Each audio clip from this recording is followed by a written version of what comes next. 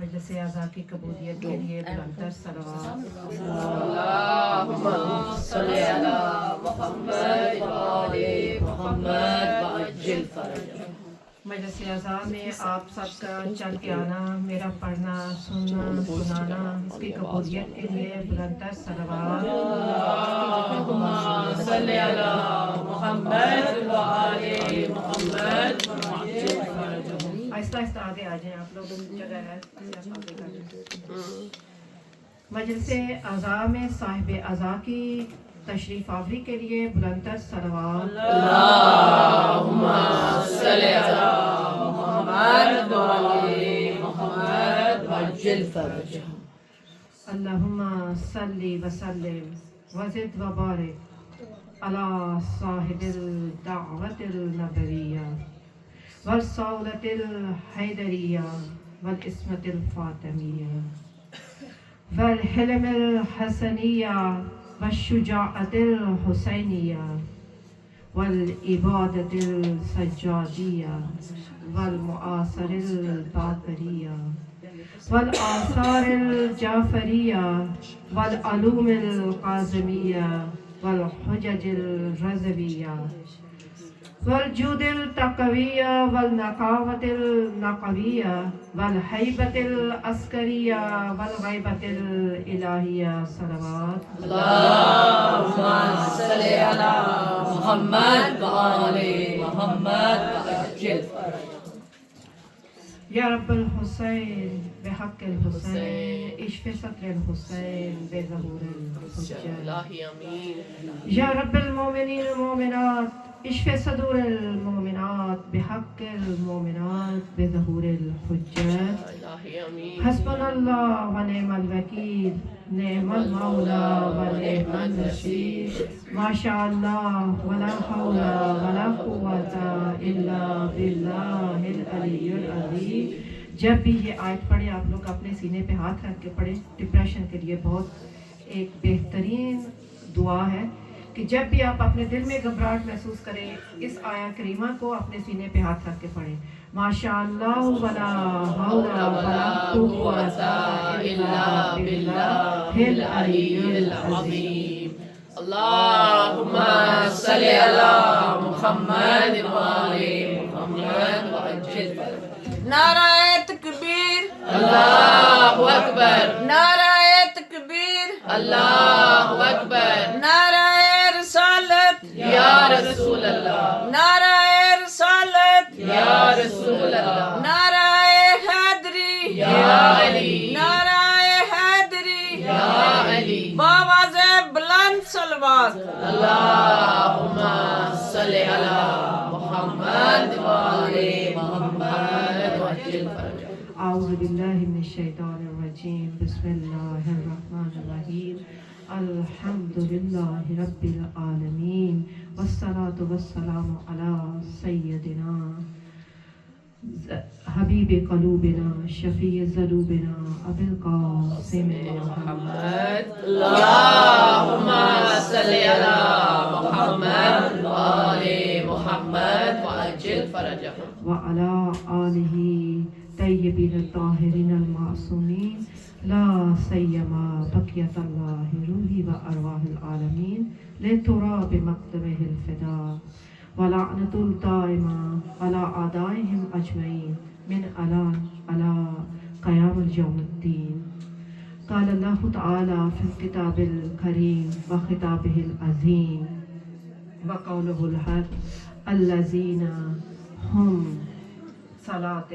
فی صلاتہم خاشعون صلوات۔ اللهم صل على محمد وآل محمد وعجل فرجهم۔ السلام علیکم جمیعا ورحمۃ اللہ وبرکاتہ۔ وعلیکم السلام ورحمۃ اللہ وبرکاتہ۔ پروردگار عالم ان صلاۃ گزاروں کے بارے میں بات کر رہا ہے جو کہ اپنی نمازوں میں خاشع ہے اور وہ خاشعین کہہ کر انہیں خطاب کر رہا ہے۔ آج ہم جس امام کی شہادت کو منانے کے لیے ادھر بیٹھے ہوئے ہیں جن کا نام ہی سجاد ہے، جنہوں نے इस दुनिया में आकर सजदों को जीनत बख्शी سبحان اللہ اور یہ سرزمین جن کے سجدوں کی مشتاق رہی انہیں سجاد کہتے ہیں. سبحان اللہ یوں تو یہ 12 امام جو ہے ایک دوسرے کا پرتو ہے. سید علی خامنائی اپنی کتاب انسان 250 سالہ میں لکھتے ہیں کہ رحلت رسول خدا صلی اللہ علیہ وآلہ وسلم کے بعد اللہم صلی علی محمد وعلی محمد وعجل فرجہ غیبت صغریٰ تک کا جو دور تھا، جو ٹائم پیریڈ تھا، وہ 250 ایئر کا ٹائم پیریڈ تھا.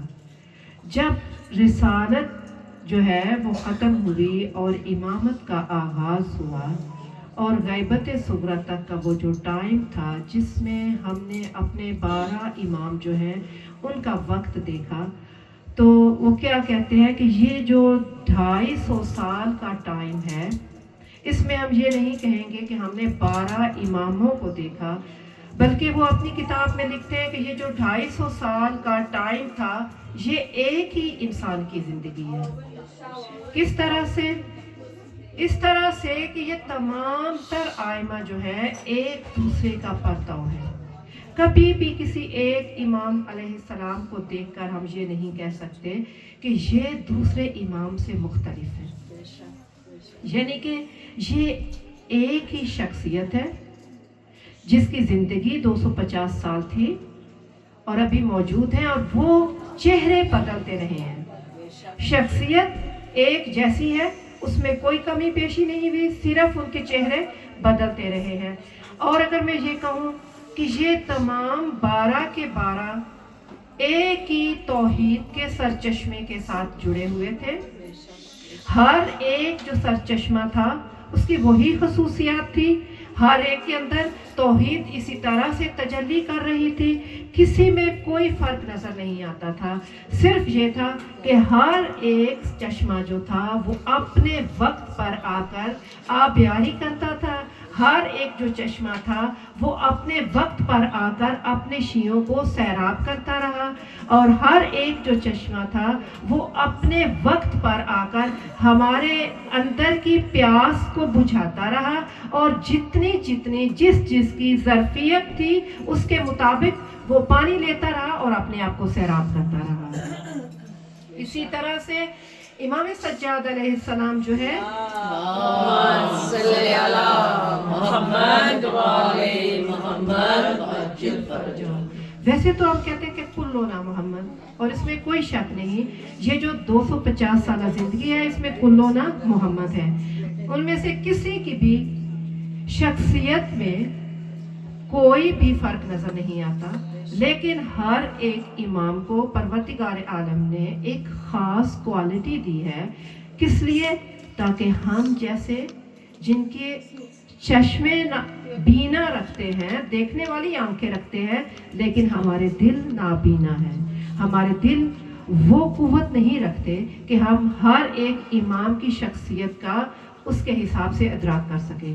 تو پروردگار عالم نے ہر ایک امام کو ایک خاص کوالٹی دی جو کہ انہیں دوسرے امام سے ممتاز کرتی تھی، ڈیفرنٹ شو کرتی تھی، تاکہ ہمیں پتہ چل سکے کہ جو ہمارے دور کا امام ہے اس کے اندر کون سی کوالٹی ہے، اور وہ اس کی کون سی ایسی صفت ہے جو ہمارے لیے یادگار بن جائے، اور ہم جیسے لوگ جو ہیں وہ اس صفت کا حوالہ دے کر، اس صفت کا واسطہ دے کر اپنے پروردگار سے دعا کریں.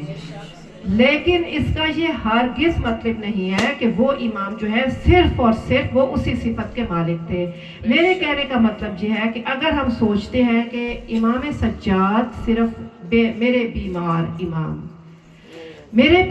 امام یہ مسلحت پروردگار تھی، کیونکہ پروردگار عالم اس روئے زمین کو کسی وقت بھی وجود حجت سے خالی نہیں کرتا، اور خداوند متعال کا فرمان ہے کہ اگر اس روئے زمین پر 2 انسان بھی باقی رہ جائیں تو ان میں سے ایک حجت خدا ہوگی اور ایک دوسرا عام انسان ہوگا. کیوں؟ کیونکہ جب یہ میرا بندہ میرے پاس آئے اور اگر وہ کہے کہ میں نے تمہارے اس حکم کی بجا آوری نہیں کی کیونکہ میرے پاس ہدایت نہیں پہنچی تھی. خداوند متعال کہتے ہیں کہ میں نے تمام تر انسانوں کے اس بہانہ جوئی کو ختم کر دیا کہ اگر آخری انسان کا بھی وجود اس کائنات میں ہوگا تو اس کے ساتھ حجت کا وجود لازم ہوگا تاکہ وہ لوگوں کی ہدایت کرتے رہیں۔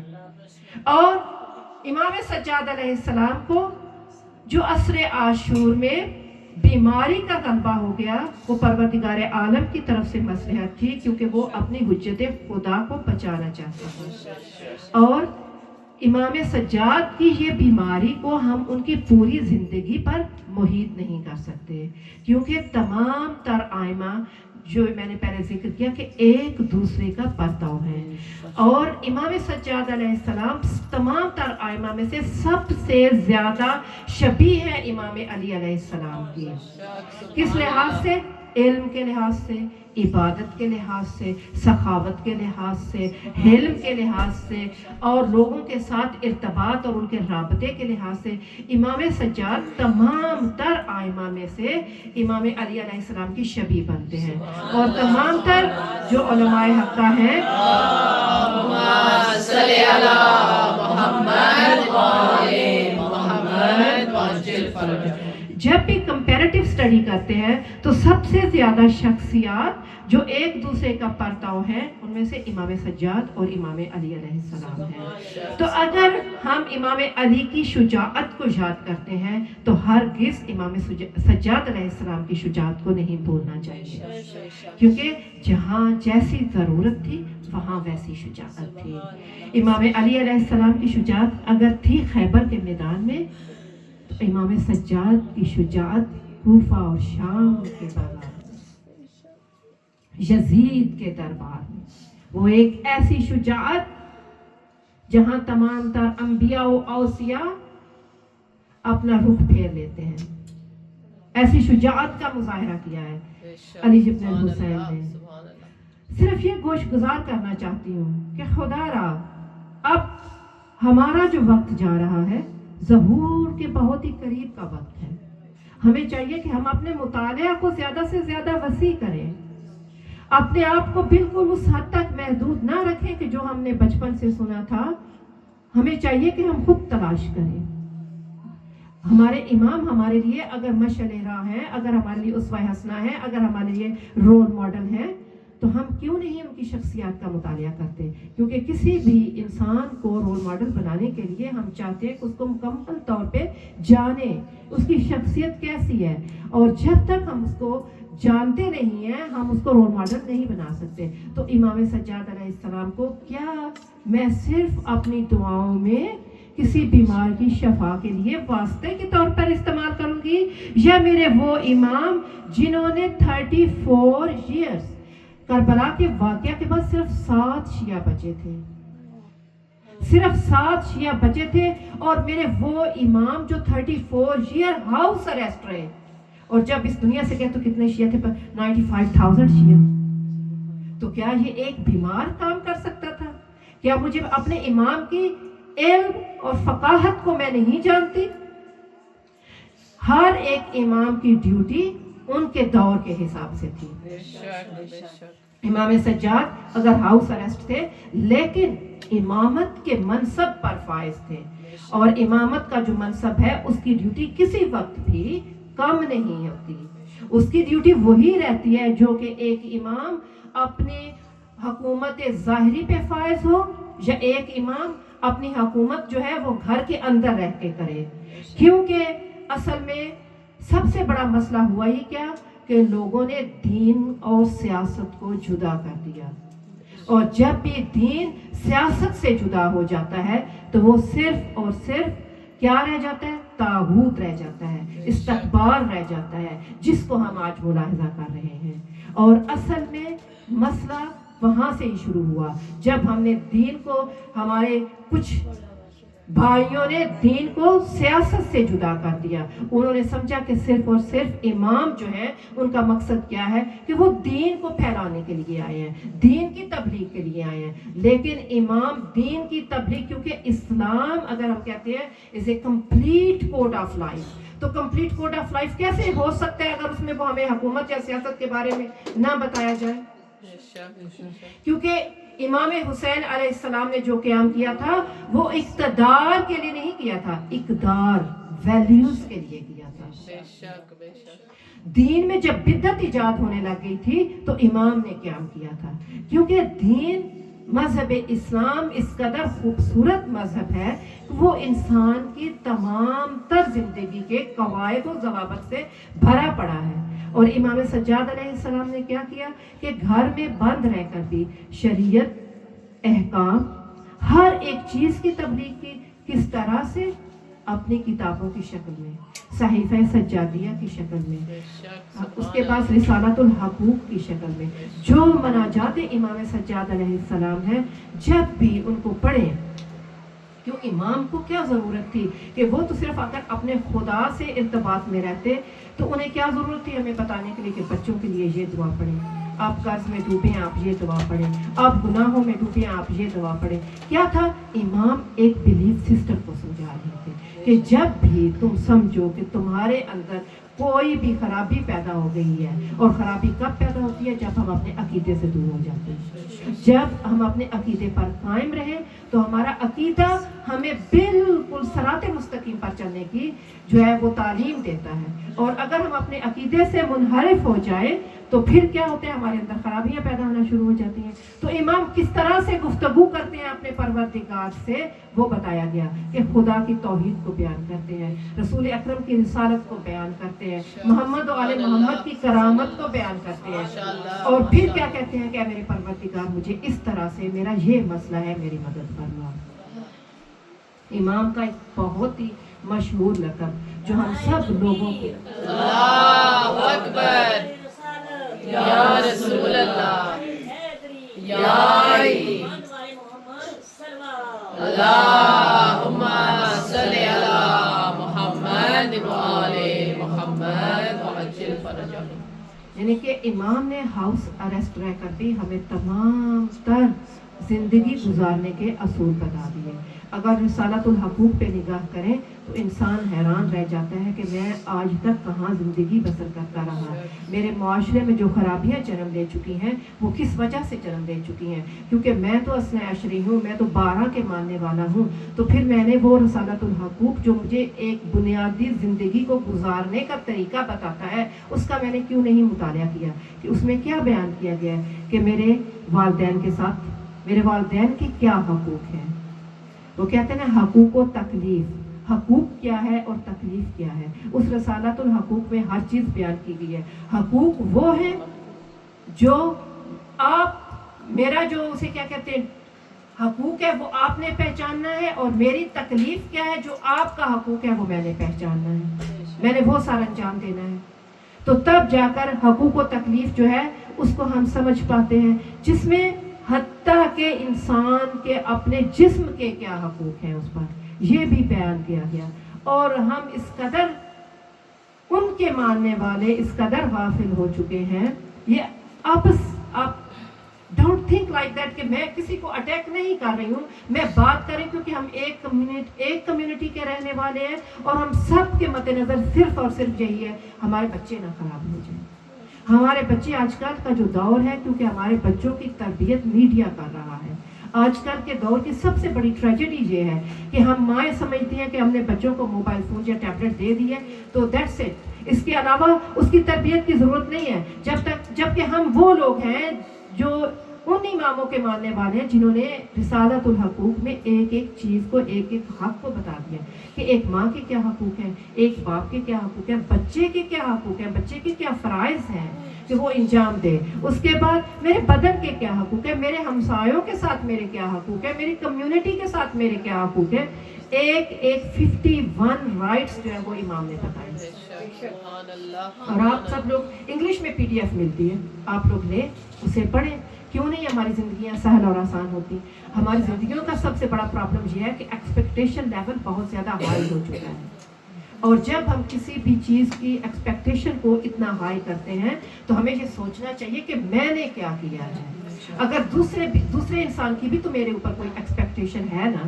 تو جب ہم رسالۃ الحقوق پڑھیں گے تو ہمیں پتہ چلے گا کہ دوسرے لوگ میرے سے کیا توقع رکھتے ہیں اور میں ان سے کیا توقع رکھتی ہوں، اور میرا مذہب مجھے کس چیز کی تبلیغ کرتا ہے کہ مجھے کیا کرنا چاہیے تاکہ میں اپنی ماں کو ناخوش نہ کروں، اپنے باپ کو نہ خوش نہ کروں؟ میرے بچوں کے کیا حقوق ہیں؟ میں ان کے ساتھ کس طرح سے پیش آ رہی ہوں ایز اے مدر؟ میری کمیونٹی کے میرے اوپر کیا حقوق ہیں؟ جو امام ایک انسان کو یہ بتا دیں کہ آپ کی زبان کے کیا حقوق ہیں. کبھی ہم نے اس چیز کے بارے میں فکر کی کہ جتنا دل چاہتا ہے بس موبائل اٹھایا گوسپ کرتے رہے؟ کبھی ہم نے اس چیز کے بارے میں سوچا واقعی میری زبان کے حقوق ہیں؟ اس کا یہ بالکل حق نہیں ہے کہ میں اس کو دوسروں کی غیبت میں اتنا ٹائم ویسٹ کر دوں. وہ کہتے ہیں کہ جب بھی کوئی بندہ بات کرتا ہے نا تو اس میں اصل میں جو گھنٹے کی بات ہے اس میں صرف 5 منٹ کی بات ہوگی جس کے کوئی معنی ہوں گے. باقی جتنی بھی ہوگی اور کیا تو اور کیا اور کیا تو اور کیا. اور پھر specially we female is a female میں کہہ رہے ٹو بی آنیسٹ. اور آپ جتنا اس چیز کے بارے میں ایک دن آپ سوچ لیں, آپ اپنا ٹائم ٹیبل بنائیں, آپ تفکر کریں, آپ یقین کریں کہ آپ کی جو کالز ہیں وہ ختم ہو جائیں گی. آپ سوچنا شروع کریں کہ اچھا اس کے ساتھ میں کیا بات کرنی ہے, یعنی کہ مجھے کوئی کام تو نہیں ہے نا اسے کوئی کام ہے, سو لیو اٹ. اس سے بہتر ہے کہ میں کچھ اور کر لوں. آپ اپنی دیکھتی جائیں گی, جو حساب رکھنا شروع کر دیں گے آپ کی کالز ختم ہو جائیں گی, اور پھر آپ کو پتا چلے گا کہ ہم اپنی زبان کے حقوق کی کتنی پاسداری کرتے ہیں. کیونکہ ہم ان کے ماننے والے ہیں جو کہ زین العابدین ہیں, جو عبادت گزاروں کی زینت ہیں. اور انسان وہ کہتے ہیں توبہ کا جو دروازہ ہے نا وہ کبھی بند نہیں ہوتا. پروردگار عالم کہتے ہیں کہ اے انسان اگر تو حالت احتضار میں بھی میرے سے توبہ کر لے, تیری آخری سانس چل رہی ہے, تو توبہ کر لے, میں تجھے بخش دوں گا, لیکن حق الناس نہیں بخشوں گا. حق الناس امام حسین علیہ السلام جو ہیں وہ جب اپنے تمام اصحاب کو لے کر گئے تھے عصر عاشور میں, تو انہوں نے کیا کہا تھا کہ تم جانتے ہو کہ تم شہید ہو جاؤ گے, لیکن اگر تمہاری گردن پہ کوئی حق الناس ہے جاؤ اور اسے بخشوا دو, کیونکہ حق الناس کی بہت سخت پرسش ہوگی. ہمارا برزخ جو ہے وہ حق الناس سے بھر جائے گا, اور پھر جب ہم جائیں گے محشر میں تو دیکھیں گے نا کہ اس بندے کا تو اتنا درجہ ہے, تو ہم کہیں گے اس میں تو یہ بھی عیب تھا, اس میں تو یہ بھی عیب تھا, یہ ایسے کیسے ہو گیا. تو کیا ندا آئے گی کہ یہ ماشاءاللہ سے جو آپ ان کی غیبتیں کرتے رہے ہیں, آپ کے نام اعمال ان کی نیکیوں میں اضافہ کرتے گئے. محمد وآل محمد صلوات. اللہم صلی علی محمد وآل محمد وعجل فرجهم.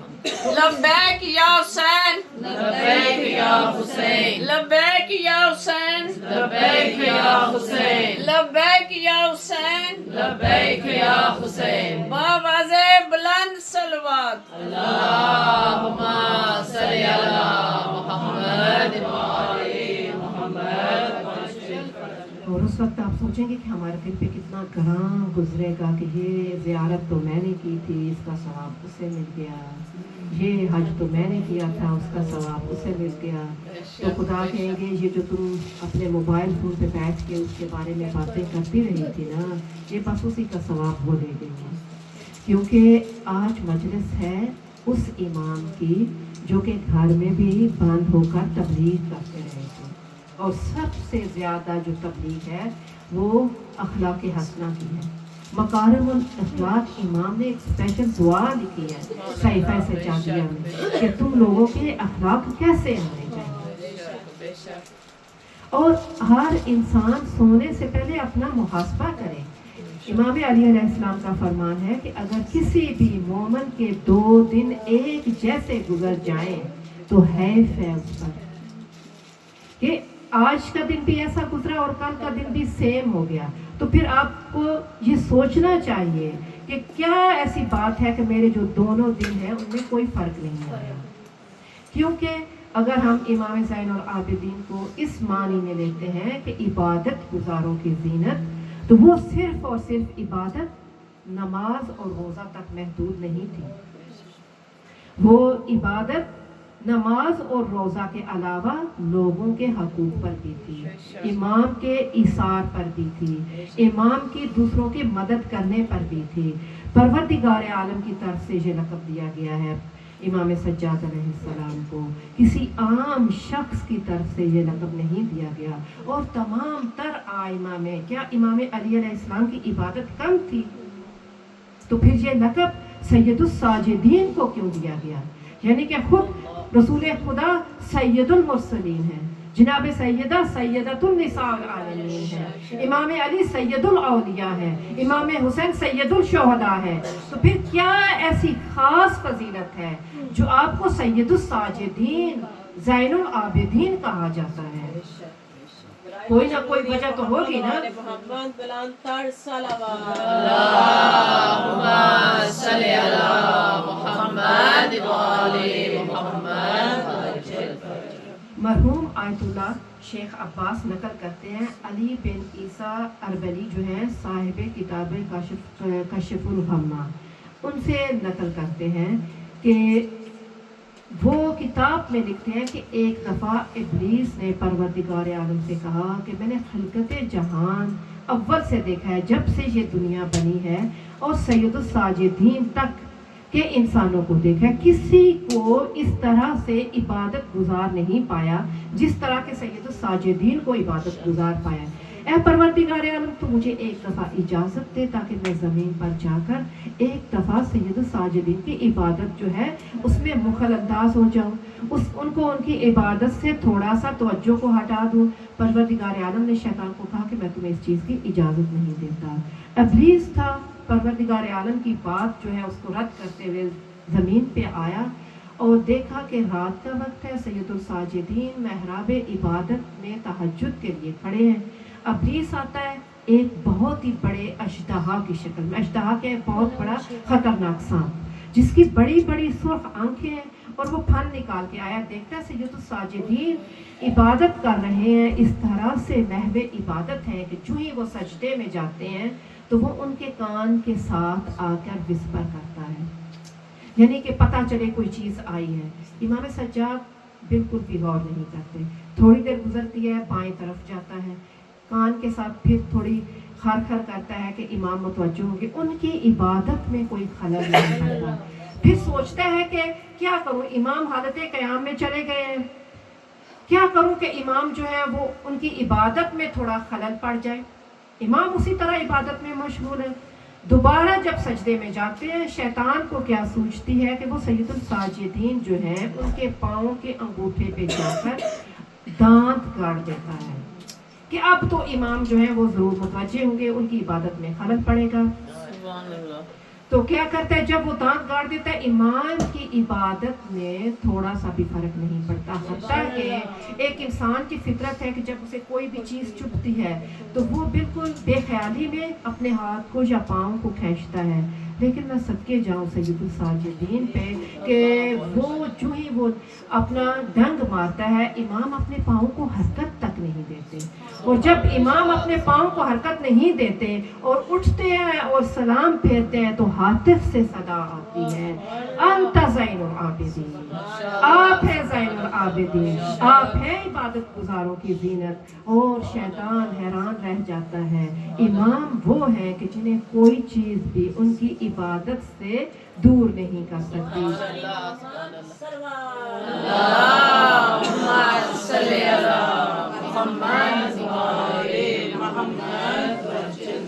ایک اور روایت بیان کروں گی، مرحوم محمد بن جریر طبری جو ہیں امام قدس سرا، وہ کہتے ہیں کہ میں نے عمران ابن سلیم سے سنا، اور عمران ابن سلیم کہتے ہیں کہ میں نے زہری جو کہ بہت بڑے محدث تھے ان سے سنا کہ وہ جو بھی حدیث بیان کرتے، جو بھی روایت بیان کرتے، وہ لکھتے قال امام زین العابدین، قال امام زین العابدین۔ تو میں نے ان سے کہا، جو سفیان بن انیا کہتے ہیں کہ میں نے کہا آپ جو بھی روایت لکھتے ہیں، آپ لکھتے ہیں قال زین العابدین، اس کی کیا علت ہے؟ آپ کیسے کہہ سکتے ہیں کہ وہ زین العابدین ہے؟ تو وہ کہتے ہیں کہ میں بتاتا ہوں کہ اس کی کیا علت ہے۔ تو وہ کہتے ہیں کہ میں نے سنا تھا سعید بن مسیب سے، سعید بن مسیب کہتے ہیں کہ رسول اکرم صلی اللہ علیہ وآلہ وسلم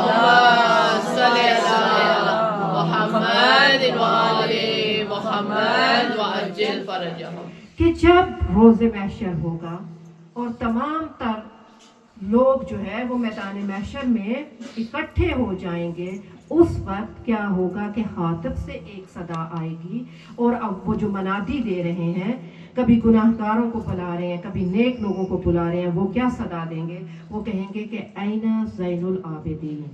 जब ये निदा आएगी ऐना ज़ैनुल आबिदीन, तो रसूल अकरम कहते हैं कि उसी लहजे मैं क्या देखूंगा? फ़कानी अंजुर इला वलदी अली बिन हुसैन। फिर वो क्या कहते हैं? यख्तु बैनल सफूफ, कि उसी वक़्त मेरी नज़र पड़ेगी अपने बेटे अली बिन हुसैन पे, जो बड़े वक़ार के साथ, जो बड़ी अज़मत के साथ, वो तमाम तर अफराद की जो सफ़े लगी हुई होंगी, उनमें एक एक कदम उठाकर आएंगे और आकर उस मर्तबे पर खड़े हो जाएंगे जहाँ जो कि उनको सूट करता है, और परवरदिगार आलम कहेंगे कि अंता ज़ैनुल आबिदीन। सुभान अल्लाह, नाराए हैदरी, हैदरी, आवाज़े बुलंद सलावत, अल्लाहुम्मा सल्ली अला मुहम्मद व आले मुहम्मद व अज्जिल फरजहुम। ये जो लक़ब ज़ैनुल आबिदीन है, ये किसी भी इमाम ने नहीं दिया, ये लक़ब परवरदिगार आलम ने सैयदुल साजिदीन को दिया है। यानी कि मैं उनके मानने वाली हूँ जिन्हें परवरदिगार आलम ने इबादत गुजारों की जीनत बना दिया है, और वो किस तरह से अपनी ज़िंदगी के तमाम तर पहलुओं में इबादत गुजारों की जीनत बने। अगर मैं देखती हूँ उनके इसी लक़ब को ज़ैनुल आबिदीन होने की दलील पेश करूँ, तो सहीफ़ा सज्जादिया जो है वो मेरे सामने मौजूद है। इमाम की मुनाजात, इमाम की दुआएं, जब भी सहीफ़ा सज्जादिया में इमाम की दुआएं पढ़ते हैं, वाक़ई इंसान जब उसका तर्जुमा पढ़ता है हैरान रह जाता है कि इस कदर फसाहत और बलागत है उस अरबी में, और जब तर्जुमा पढ़ता है तो कहता है कि ये कलाम इमाम के अलावा मुमकिन ही नहीं हो सकता कि जो खुदा को इस तरह से पहचानता है।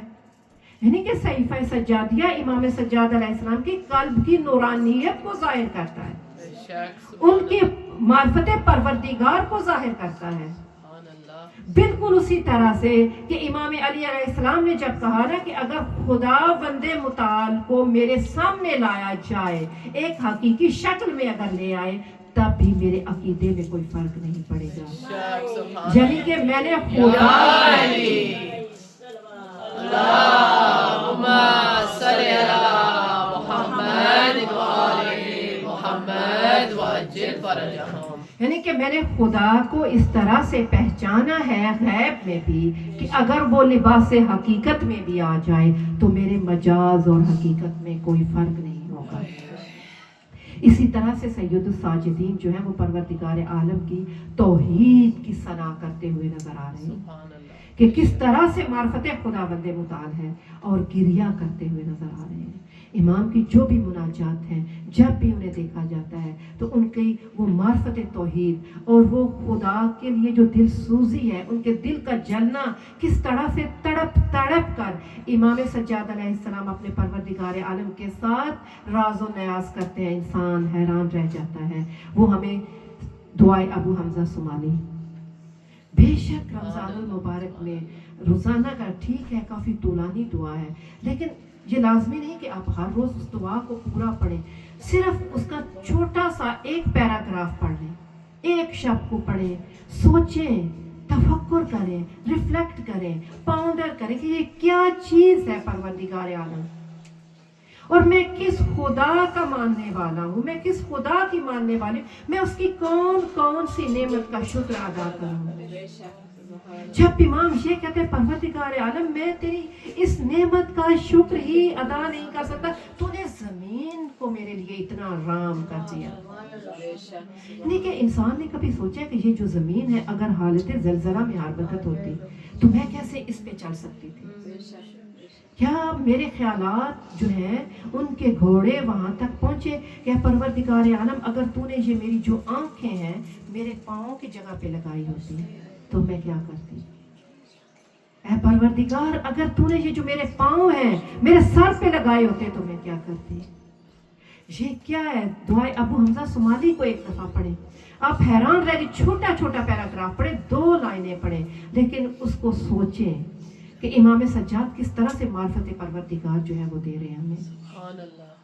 اور پھر کیا بتا رہے ہیں کہ میرا خداوند متعال کتنا رحیم و کریم ہے کہ وہ اپنے بندے کی ایک چھوٹی سی مغفرت جو ہے اس کا منتظر ہے کہ ایک بندہ جو ہے وہ میرا بندہ میرے سے ایک دفعہ رجوع کرے، میرے سے رجوع کرے بالکل اسی طرح خالص نیت سے۔ اس کی تمام تر عبادات جو ہیں اس کا منبع و ماخذ کیا ہے؟ اس کی نیت ہے۔ اگر خالص نیت سے اپنے پروردگار عالم کی طرف رجوع کرے تو وہ کتنا رحیم و کریم ہے۔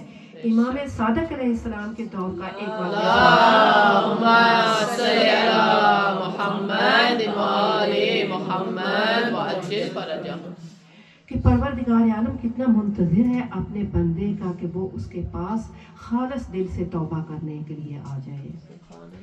امام صادق علیہ السلام کے دور کا ایک واقعہ ہے کہ ایک شخص بہت بڑا گناہ گار تھا، ہر وہ برا کام جو انسان سوچ سکتا ہے وہ انجام دیتا تھا۔